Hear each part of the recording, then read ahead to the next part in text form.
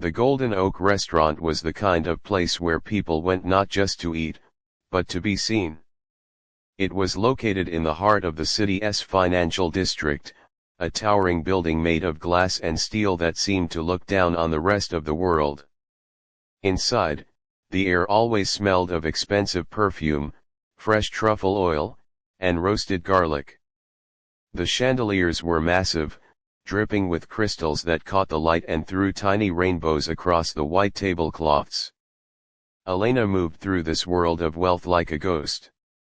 She was 24 years old, with tired eyes and a uniform that felt slightly too tight around the shoulders.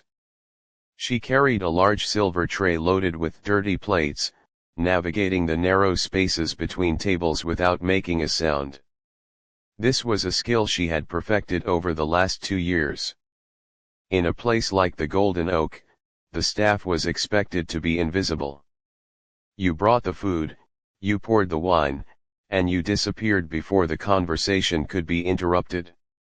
Her feet throbbed inside her non-slip shoes.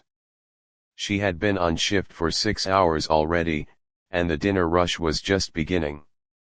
As she walked toward the kitchen, she passed the grand piano that sat in the corner of the main dining hall. It was a beautiful Steinway, black and glossy, reflecting the room like a dark mirror. Usually, on Friday nights, an older man named Mr. Gable would be sitting there, playing soft jazz standards that mixed with the clinking of silverware. But tonight, the bench was empty. Elena slowed down as she passed it.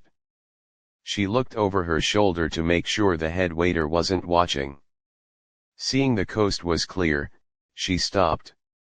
She set her heavy tray down on a side table against the wall and just looked at the piano.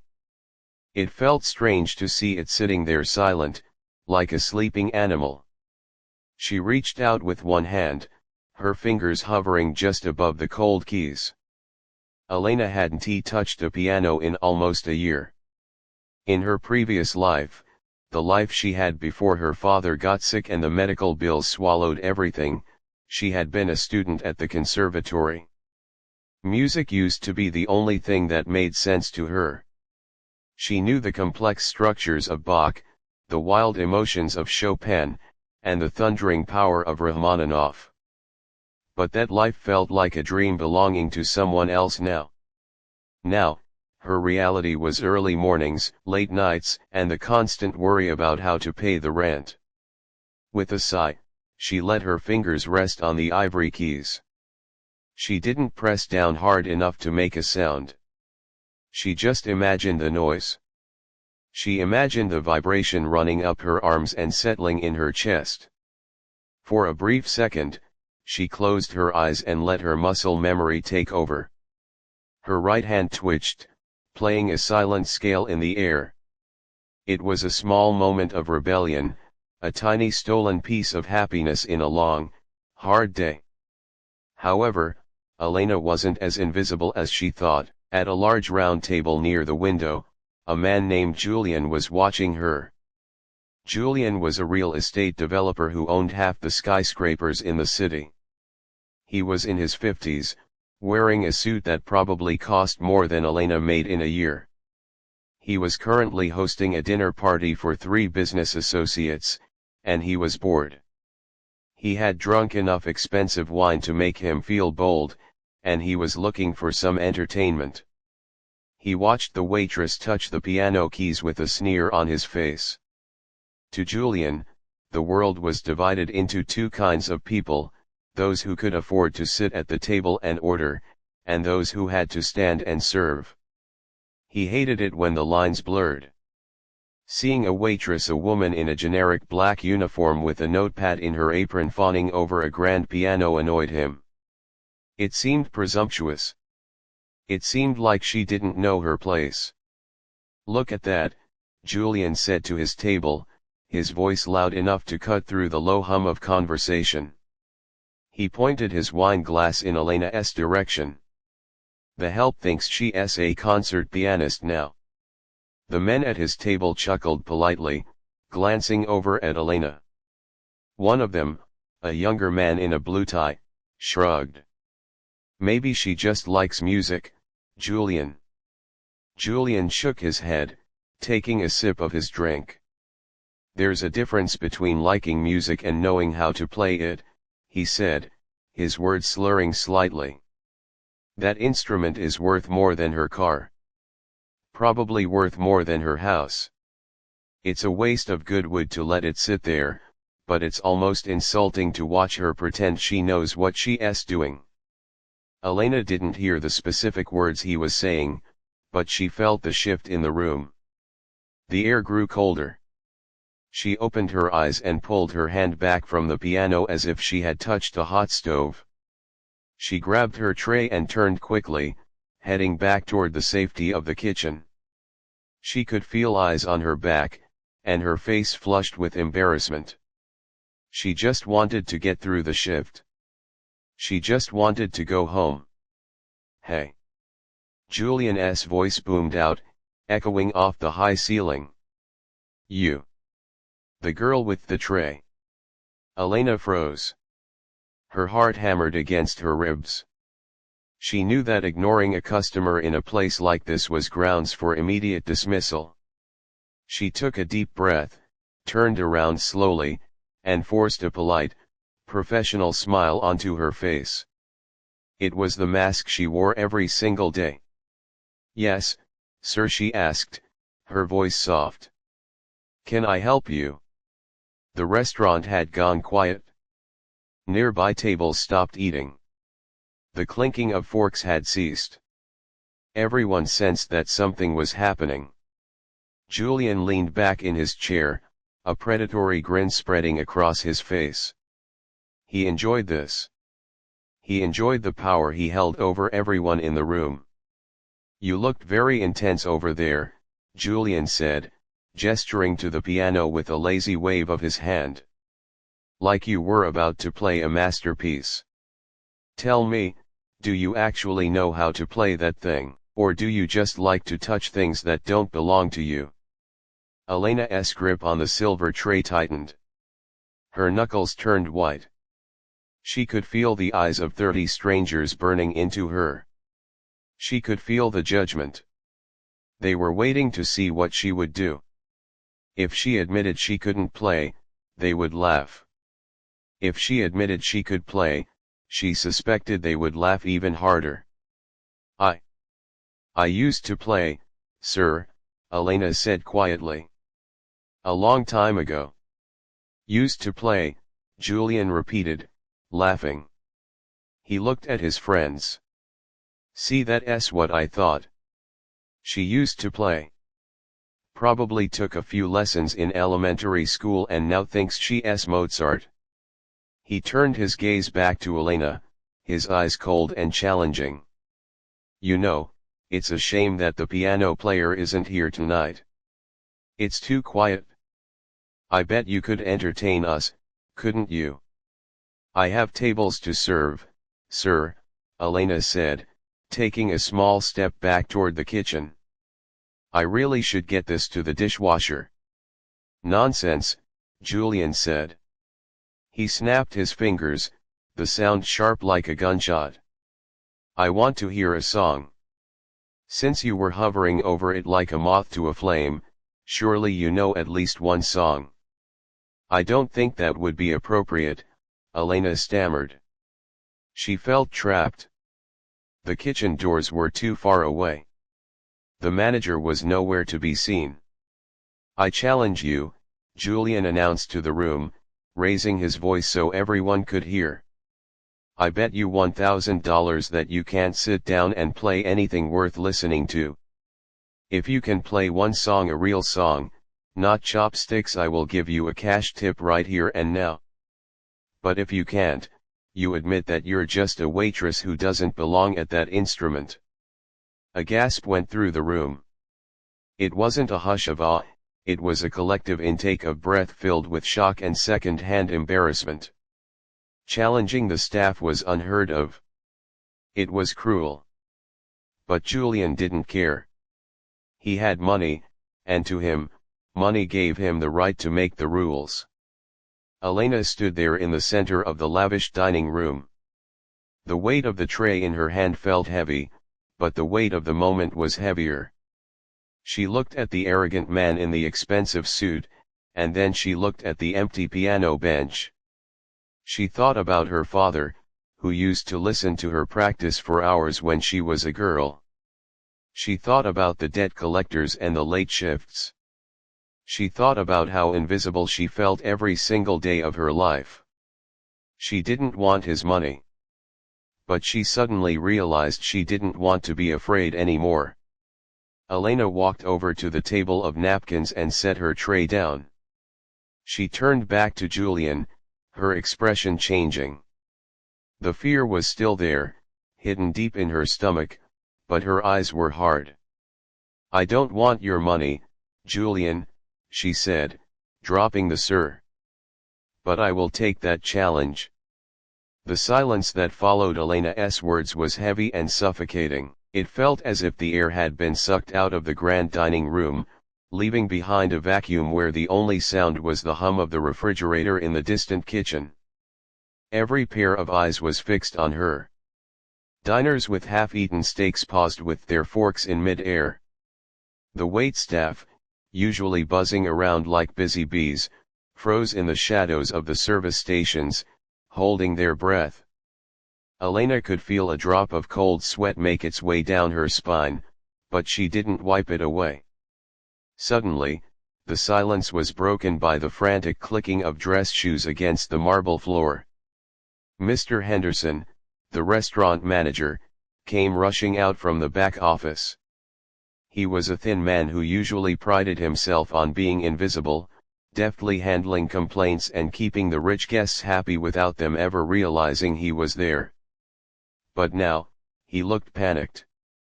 His face was pale, and his eyes were wide with fear. He skidded to a halt next to Elena, reaching out a hand as if to physically pull her away from the confrontation. "Elena," he whispered harshly, his voice trembling. "What are you doing? Please, step back. Mr. Vane is a VIP. He owns half the buildings on this block. We cannot upset him." Elena looked at her boss. She saw the fear in his eyes, the fear of losing his job or the restaurant losing its reputation. But for the first time in 2 years, she didn't feel that same fear. She felt a strange, calm anger burning in her chest. She was tired of being treated like a piece of furniture. She was tired of people like Julian Vane thinking they owned the world just because they had money in the bank. "He challenged me, Mr. Henderson," Elena said, her voice steady despite the hammering of her heart. "He made a bet. I am just accepting it." Henderson looked from her to Julian, his mustache twitching nervously. He looked ready to have a heart attack. Julian, meanwhile, was leaning back in his chair, a broad, cruel smile stretching across his face. He was enjoying the show immensely. He loved seeing the manager squirm, and he loved seeing the defiance in the young waitress's eyes because he truly believed it was all a bluff. He thought he had cornered her. "Let her stay, Henderson," Julian boomed, waving a hand dismissively. "I insist. I want to see if she has the talent to back up that attitude. If not, I expect my dinner to be comped for the disturbance." Hen swallowed hard, looked pleadingly at Elena one last time, and then took a step back, defeated. He clasped his hands together in front of his chest, silently praying to whatever god listened to restaurant managers that this wouldn't end in a disaster. Julian laughed, a short, barking sound that drew a few nervous chuckles from his business associates. He swirled the dark red liquid in his glass and fixed his gaze on Elena. "All right then. You have courage. I'll give you that. But courage doesn't pay the bills, and it certainly doesn't make music." He took a slow sip of wine, savoring the moment. "If you're going to play, you're not going to play some nursery rhyme. I want to see if you're actually a musician or just someone who can bang out a melody." The room was listening intently now. The piano stood like a dark beast in the corner of the room, its polished surface reflecting the candlelight from the tables. It was a magnificent instrument, a Steinway Model D that was usually only played by hired professionals with degrees from prestigious music schools. The contrast between Elena's worn black uniform and the elegance of the piano was stark. "Do you know Liszt?" Julian asked, his tone dripping with condescension. Elena nodded slowly. "Yes. I know Liszt." "Good," Julian said, leaning forward, his eyes narrowing. "Then play the third movement of his Paganini Etudes. I believe it's called La Campanella. The Little Bell." He smirked. "It's quite difficult. Lots of jumps. Very fast. I've seen professionals struggle with it." A murmur ran through the crowd. Some of the guests actually knew music, and they exchanged surprised glances. La Campanella was not a party trick. It was a virtuoso piece designed to test the limits of a pianist's technique. It required large jumps for the right hand, rapid intervals, and incredible endurance. To ask a waitress to play it was like asking a random person on the street to perform heart surgery. It was a setup. "If you can play the first page of that without falling apart," Julian said, setting his glass down with a loud clink, "I will give you the $1,000. But if you fail, if you stumble, you apologize to the room for wasting our time and get back to serving my appetizers." Elena stood there for a moment. She felt the weight of the expectations of the room pressing down on her shoulders. These people wanted her to fail. They wanted her to humiliate herself so they could go back to their meals and their conversations, feeling superior. She looked at Mr. Henderson, who was staring at the floor. She looked at Julian, who was watching her like a hawk waiting for a mouse to move. She realized then that this wasn't about the money. It wasn't even about the piano. It was about dignity. It was about proving that she was more than just the uniform she wore. She was a human being with a history, with talent, and with a soul that couldn't be crushed by a wealthy bully. Elena reached into her apron pocket and pulled out the small notepad she used to take orders. She held it out to Mr. Henderson. Her hand was steady, though her palms were sweating. "Hold this," she said softly. Mr. Henderson took the notebook, his eyes wide. "Elena, are you sure?" "Yes," she said. She took a deep breath, smoothing down the front of her skirt. She could feel every eye in the room tracking her movement as she turned away from the table and began to walk toward the piano. The distance felt like a mile. The floor seemed to stretch out beneath her. With every step, she left the identity of the waitress behind. She wasn't thinking about the dirty dishes in the kitchen or the tips she hadn't made. She was thinking about the music. The click of her sensible, non-slip shoes against the hard floor was the only sound in the restaurant. Click. Click. Click. It was a rhythmic, steady beat. As she walked, she passed by tables full of strangers. She saw a woman in a diamond necklace whispering behind her hand. She saw a young man looking at her with pity, assuming she was walking to her execution. But Elena didn't look at them. She focused entirely on the black bench waiting for her. She reached the instrument. Up close, the piano smelled of wax, wood, and time. It was a smell she loved, a smell that took her back to her childhood living room and the old upright piano her mother had scrimped and saved to buy. She ran her fingers lightly over the cool fall board, feeling the texture. Julian and his table were behind her, but she could feel his gaze burning into her back. He was waiting for her to freeze. He was waiting for her to turn around and say, "I can't do it." Elena reached out and adjusted the bench. She pulled it out, sliding it forward just enough. It was a small, practiced movement.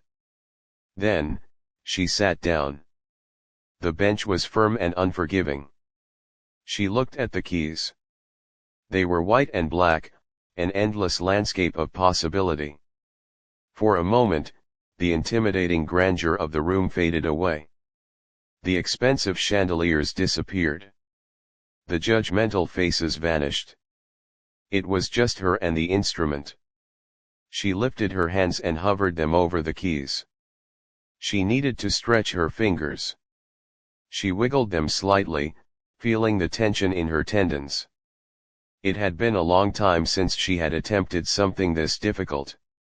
Her hands were stiff from carrying trays, but she knew the muscle memory was there, buried under the fatigue. She didn't look back at the crowd. She didn't look for Mr. Henderson's approval. She closed her eyes for a brief second and visualized the music. She saw the notes dancing on the page in her mind. She heard the melody of the little bell, the delicate, high notes that rang out like silver chimes above the thunder of the accompaniment. The room was so quiet you could hear the ice melting in Julian's glass. The suspense was unbearable. The diners were leaning forward in their seats, their curiosity piqued.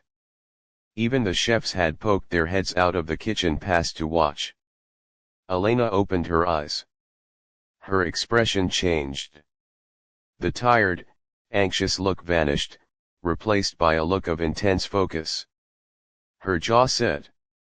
She placed her right thumb on the G-sharp key. She was ready.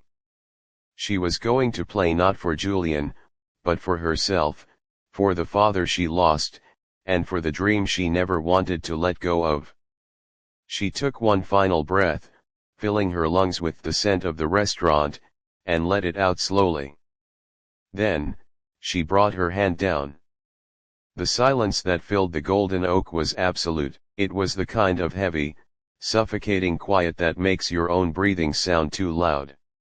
Elena sat on the bench, her back straight, feeling the texture of the velvet fabric beneath her legs. In front of her, the 88 black and white keys stared back, looking like a jagged landscape of possibilities. Behind her, she could feel the weight of 30 or 40 stairs pressing against her spine. It was a physical pressure, hot and prickly, making the small hairs on the back of her neck stand up. Julian cleared his throat from his table. The sound was sharp and deliberate, cutting through the air like a knife. He wanted to make sure she knew he was still watching, still judging. "Whenever you are ready," Julian called out. His tone was mocking, a sing-song voice that a parent might use with a slow child. "We don't have all night, and I am sure the soup is getting cold." A few nervous titters rippled through the crowd. The people at the nearby tables were shifting in their seats. Some were looking at their watches, wondering when their dinner would resume, while others were genuinely intrigued. They were looking at the back of the waitress in the cheap black uniform and wondering if she had lost her mind. Challenging a man like Julian was social suicide, but trying to perform a masterpiece on a piano she hadn't touched in years was something else entirely. Elena did not turn around. She did not roll her eyes or snap back at him. She knew that any reaction now would just feed his arrogance. Instead, she focused entirely on her hands. She lifted them up and rested them gently on her knees. They were trembling slightly. It wasn't fear of the music, it was the adrenaline. She looked at her palms. They were red and rough from hours of scrubbing dishes and carrying heavy trays. Her fingernails were clipped short, practical for work but not pretty. There was a small callus on her middle finger where she held her pen. These were not the hands of a concert pianist. They were the hands of a survivor. She closed her eyes for a long moment. She needed to leave this room. She needed to leave the expensive restaurant and the rude millionaire and the judging crowd. She took a deep breath, inhaling the scent of lemon polish and old wood, and let her mind drift back. She remembered the dusty attic of her childhood home. She remembered her father sitting on a crate next to her, beating a rhythm on a plastic bucket while she practiced scales on an old, out-of-tune upright piano. He didn't know much about music, but he knew about passion. "Play like you mean it, Elle," he used to say. "Don't just hit the notes. Tell the story." That was the secret. Music wasn't just about math and hitting the right keys at the right time. It was about emotion. It was about digging deep into your chest and pulling out something raw and real. Julian wanted a performance. He wanted a trick he could laugh at, but Elena decided in that split second that she wasn't going to give him a performance. She was going to give him the truth. She opened her eyes. The hesitation was gone. The fear had been replaced by a cold, focused determination. She reached out and placed her left hand on the low end of the keyboard. Her fingers felt the coolness of the ivory. She flexed them, feeling the joints pop just a little. She raised her right hand, hovering it over the higher notes. Julian leaned forward, signaling to his friends. "Watch this," he whispered, though he was loud enough for the people at the next table to hear. "She's going to try to fake it.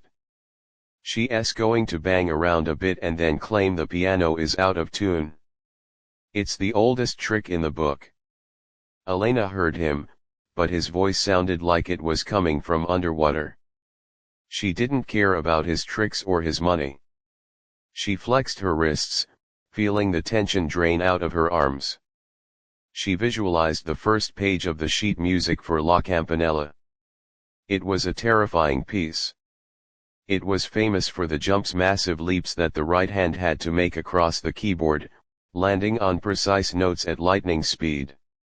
If you missed, you didn't just hit a wrong note, you crashed. Her hands were stiff from waitressing. Her wrists were sore from lifting trays.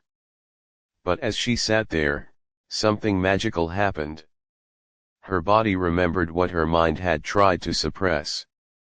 The years of training, the thousands of hours of practice, the muscle memory, it was all still there, dormant under the surface, waiting to be woken up. She didn't start with the loud, crashing beginning of the piece. Instead, she surprised everyone. She pressed down on a single, high note. A soft, clear E natural.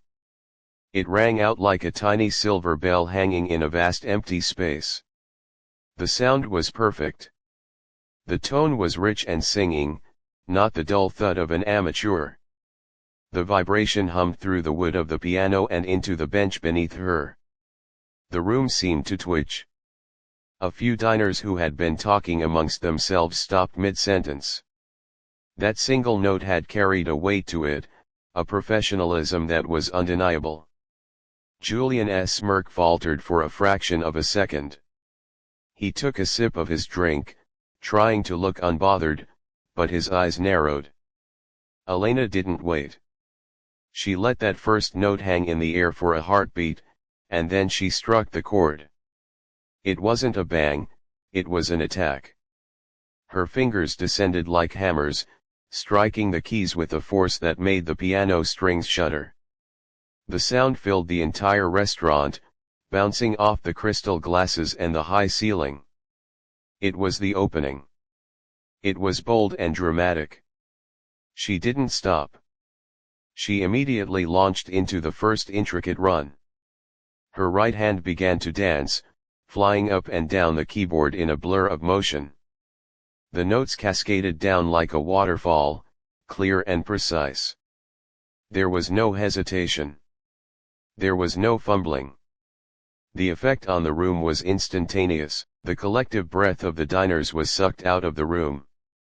The waiters who had been hiding in the corners stepped forward, their mouths slightly open. Mr. Henderson, the manager, stopped wringing his hands and simply stared. This wasn't the chopsticks they expected. This wasn't a clumsy attempt at a nursery rhyme. This was a master at work. The speed of her playing was incredible. Her fingers moved independently of one another, striking keys with a rhythm that was complex and driving. Julian set his glass down on the table with a heavy clunk. He stopped chewing the ice in his mouth. He knew a little about music. He knew enough to recognize that what he was hearing was difficult.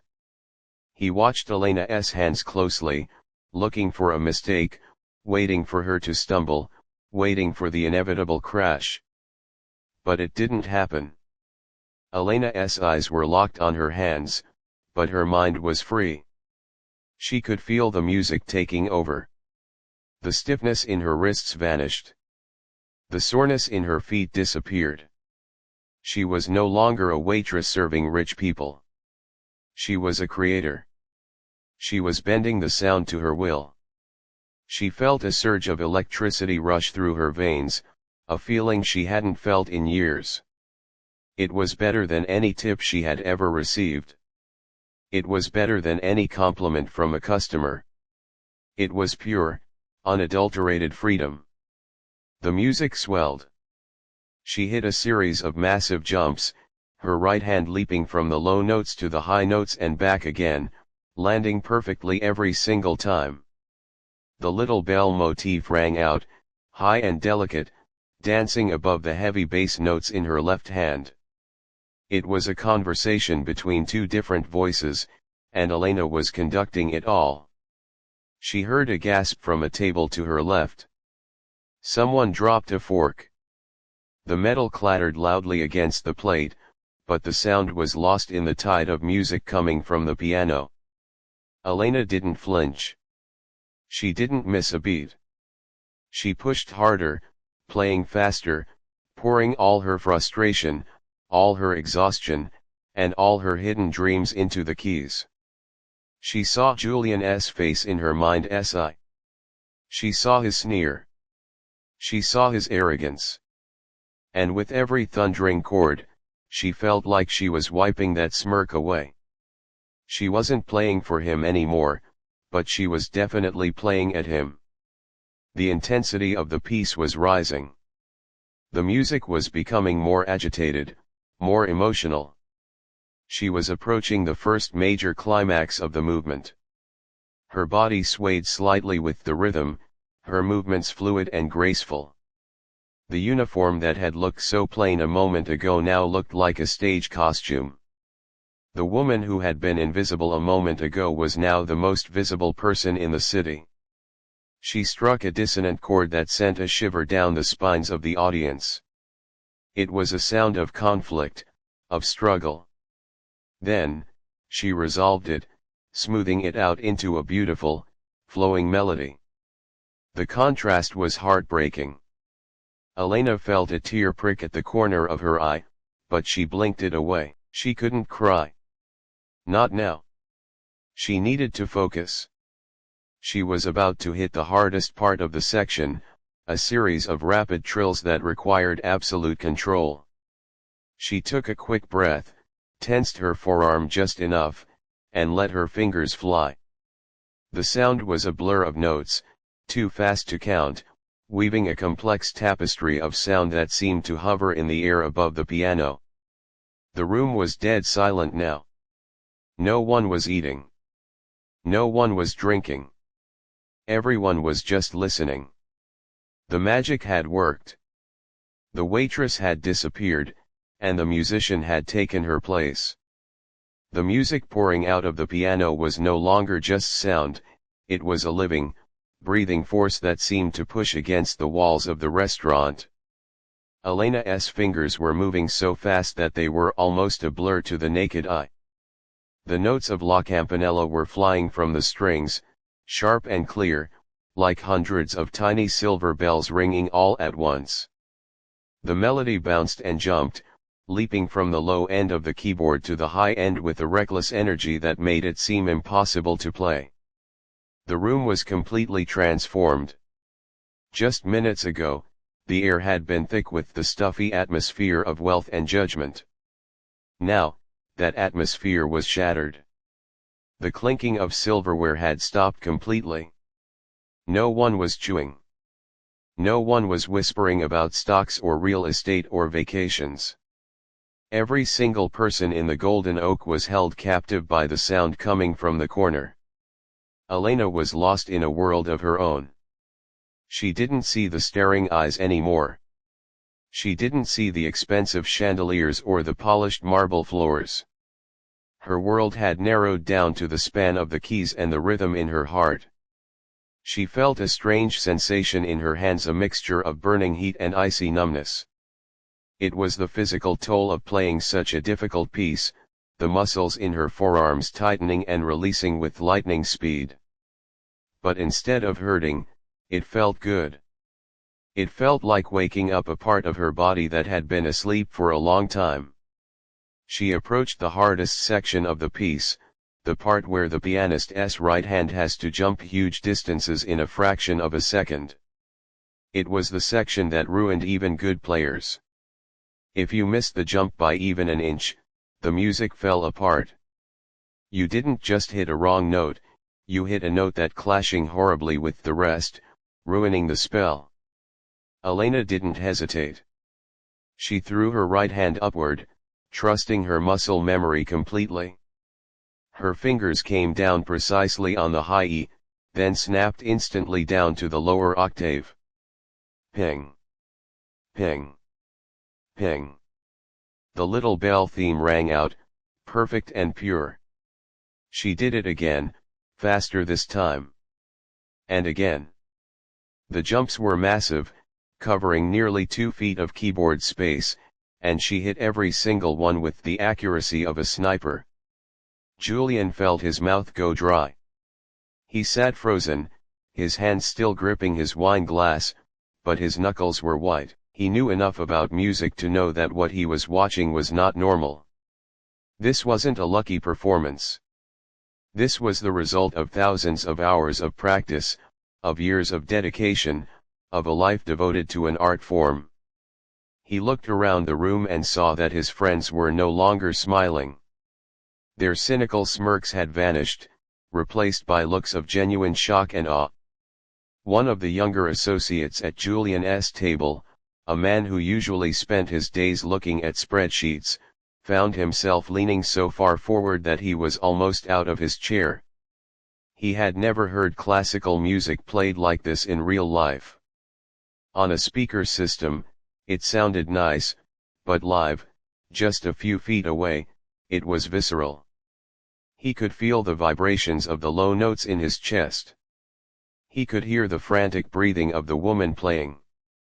It was terrifying and beautiful all at once.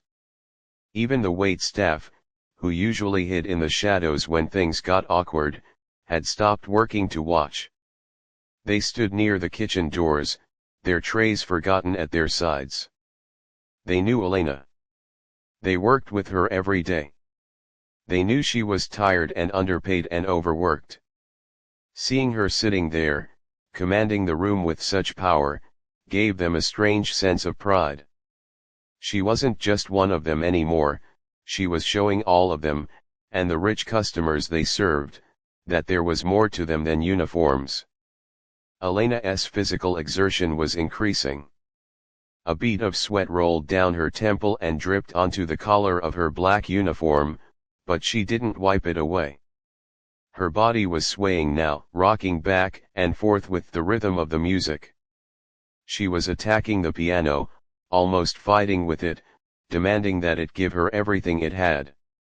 The sound grew louder and more complex, filling the high ceiling with layers of sound that seemed to swirl around the golden chandeliers. She thought about her father again. She imagined him standing in the back of the room, tapping his foot. She played for the years she had lost, the money she didn't have, and the dreams she had packed away in boxes when she took this job. Every strike of the key felt like a release. The frustration, the anger, and the sadness that she carried every day were flowing out of her fingers and turning into something beautiful. It was a transformation of pain into art. The music began to build toward its final climax. The tempo increased, becoming a frantic rush of notes. It was like a storm gathering strength. The chords became thicker, heavier, crashing down like waves on a rocky shore. The contrast was dizzying, one moment soft and delicate, the next moment thunderous and overwhelming. The audience was on the edge of their seats, their hearts beating in time with the music. Julian looked at the woman on the bench. He tried to find a flaw, something he could criticize. Maybe her posture wasn't perfect, maybe her dress was cheap, but it was no use. The music was too big. It washed over his objections. For the first time in a long time, Julian felt small. He realized that his money, his suits, his buildings, and his power meant absolutely nothing in the face of true talent. He couldn't buy this. He couldn't own this. He could only sit there and listen, just like everyone else. The realization made him shift uncomfortably in his seat.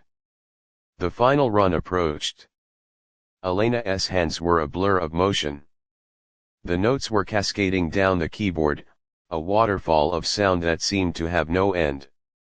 She pushed the pedal down with her foot, sustaining the sound, creating a wash of harmony that filled the air. Then, suddenly, her left hand slammed down a series of deep, dark chords, while her right hand raced to the very top of the keyboard. She played the final flourish, a series of light, shimmering notes that danced in the air like sparks from a fire. Then, she brought her hands down for the very last chords. They were strong, decisive, and final. Bum. Bum. Bum. She struck the three chords with authority, letting them ring out. Then, she lifted her hands off the keys. The physical silence that followed was louder than the music had been. The sound of the piano seemed to hang in the air, vibrating through the room, through the tables, and through the people. The final chord faded slowly, drifting away like smoke, until there was nothing left but the ghost of the sound. Elena sat there on the bench, her chest heaving. She was breathing hard, gasping for air as if she had just run a marathon. Her hands were trembling violently, hovering over the keys. Her hair was messy, sticking to her damp forehead. She kept her head down for a moment, staring at her lap. She was afraid to look up. She was afraid to see Julian's face, or the manager's face, or the faces of the customers. She had poured her soul out onto the keys, and now that it was over, she felt incredibly exposed. The room was paralyzed. No one moved. No one spoke. It was as if the entire restaurant was holding its breath, afraid that if they made a sound, the magic would break. 5 seconds passed. Then 10. The silence stretched out, heavy and thick. Elena felt a cold spike of fear in her stomach. Had they hated it? Were they angry? Had she made a mistake in the music that she hadn't noticed because she was so caught up in the moment? She squeezed her eyes shut, bracing herself for the laughter, or the clapping of hands that signaled good enough, go back to work. She waited for Julian to make a snide comment. She waited for the world to go back to being cruel. But the laughter didn't come. The silence in the Golden Oak was shattered, not by a crash, but by a single sound. It came from a man sitting near the back, an older gentleman with white hair who had been quietly eating his soup. He put his spoon down and brought his hands together in a slow, deliberate clap. Smack! Smack! It was a quiet sound at first, lonely in the vast room. But then, the woman sitting next to him joined in, then the couple by the window. Within seconds, the applause began to grow. It started as a ripple and then turned into a wave. It wasn't the polite, bored clapping that people usually gave to street musicians. This was loud, enthusiastic, and chaotic. It was the sound of people who had just witnessed something miraculous. Elena flinched at the sudden noise. She had been expecting laughter, or jeers, or maybe just cold indifference. But as the sound washed over her, she realized what was happening. They were clapping for her. Her heart was pounding so hard she could feel it in her throat. Slowly, she turned around on the bench to face the room. What she saw made her breath catch in her chest. People were standing up. First one table, then another, until the entire dining room was on its feet. The waiters were cheering. The busboys were whistling. The room was filled with a roaring energy that seemed to shake the crystal glasses on the tables. It was a standing ovation. Julian was still sitting. He felt like he had been punched in the stomach. He looked around the room, his face burning hot. He saw his business partners, men who usually cared only about profits, applauding with tears in their eyes. He saw the other diners, people whose respect he craved, looking not at him, but at the waitress in the cheap uniform. For the first time in his life, Julian was not the most important person in the room. He was just an audience member. Slowly, awkwardly, he stood up. He didn't clap at first, he just stared at Elena. He felt a strange sensation in his chest, a mix of shame and awe. He had tried to humiliate her, to break her spirit for his own entertainment. Instead, she had used his challenge to show everyone exactly who she was. She had exposed his own arrogance without saying a single word. He reached into his jacket pocket and pulled out a thick stack of bills. It was the $1,000 he had bet, fresh from the ATM earlier that day. He held it in his hand, feeling the weight of it. It suddenly felt very heavy, very meaningless. Julian walked toward the piano. The crowd parted for him, but they didn't look at him with the usual admiration. They looked at him with a new, critical gaze. He reached the bench where Elena was sitting. She was still breathing hard, her face flushed, her hands trembling in her lap. He cleared his throat, but his voice didn't have its usual boom. It was quiet, almost humble. "You play, very well," Julian said. It wasn't a compliment he gave often. "I was wrong. I didn't think someone like you." He stopped himself, realizing how bad that sounded. "I didn't think you could play like that." He held out the stack of money toward her. "A bet is a bet. You earned this. Every cent." The room went quiet again, everyone watching to see what she would do. Would she take the money? It was more than she made in a month. It could pay her rent for 3 months. It could fix her car. It was a life-changing amount of money for her. Elena looked at the cash. She looked at Julian's manicured fingers holding it out. She thought about the struggle she faced every single day. She thought about the empty refrigerator at home and the bills piled on the kitchen counter. Logic told her to grab the money, say thank you, and run. But then she looked into Julian's eyes. She saw the arrogance there, dimmed but not gone. She saw that he still thought he could buy her. He thought that if he threw enough money at the situation, it would fix the insult. He thought he could put a price tag on her dignity. Elena stood up. She was not tall, but in that moment, she seemed to tower over the millionaire. She smoothed the front of her skirt, regaining her composure. She reached out and gently pushed Julian's hand away. "No," Elena said softly. But in the quiet room, the word was loud. Julian frowned, confused. He held the money out further. "Take it. It's yours. You won." "I told you before, Julian," Elena said, using his name without the sir. She looked him straight in the eye. "I didn't do this for your money. I played because you challenged me, and I needed to prove something to myself. But this, she gestured to the stack of bills. This doesn't change anything. It doesn't fix the disrespect. I don't understand, Julian stammered. He wasn't used to being refused. You wanted a show, Elena said, her voice steady and clear. You got a show. But I am not a dancing bear for your amusement. I am a person. And my music is not for sale. A murmur went through the crowd.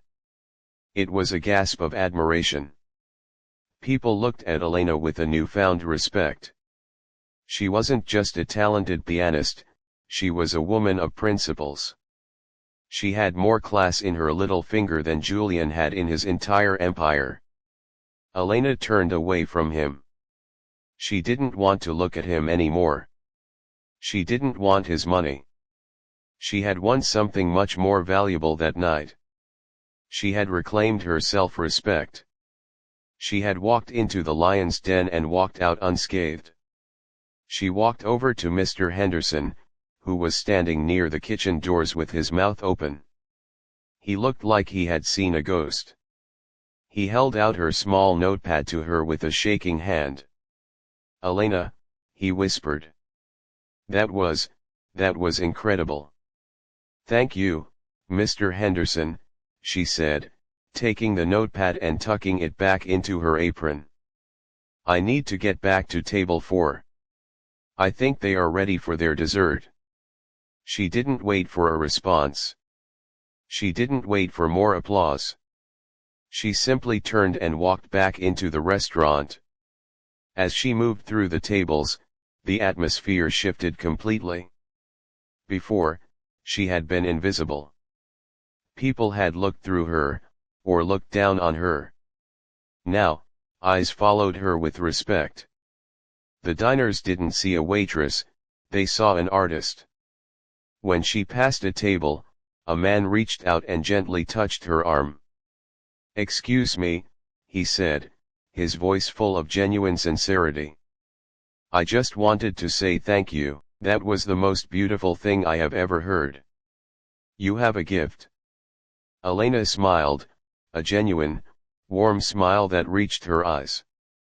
Thank you, she said. That means a lot. She continued to her section of the restaurant. Julian was still standing by the piano, looking foolish and holding the unwanted money. Slowly, he put the cash back into his pocket, his face red. He signaled for his check, paid it quietly, and left the restaurant without another word. He didn't look back. The victory was total. The rest of the shift felt different for Elena. Her feet were just as sore, and the trays were just as heavy, but the weight in her heart was gone. She poured wine with a flourish. She cleared plates with a rhythm. When she looked at the grand piano in the corner, it didn't make her sad anymore. It made her feel strong. At the end of the night, when the last customer had left and the doors were locked, Elena clocked out. She walked out of the Golden Oak and into the cool city night air. The streets were noisy with traffic, and the sky was dark and starless. She was tired, exhausted to her bones, and she still had a long bus ride home. She walked to the bus stop and sat down on the wooden bench. She looked at her hands, the hands that had played the impossible music just a few hours ago. They were red and rough again, just the hands of a working girl. But as she rubbed her thumb over her fingertips, she smiled. She knew that tomorrow she would wake up and have to go back to work. She would have to pay bills and worry about rent. The world hadn't magically changed. But she had changed. She knew now that no uniform, no rude customer, and no amount of money could take away who she really was. She was Elena, the girl who could silence a room with a song. And that was something a millionaire could never buy. The bus pulled up to the curb, its lights cutting through the darkness. Elena stood up, took a deep breath of the cold air, and stepped onto the bus, walking taller than she ever had before.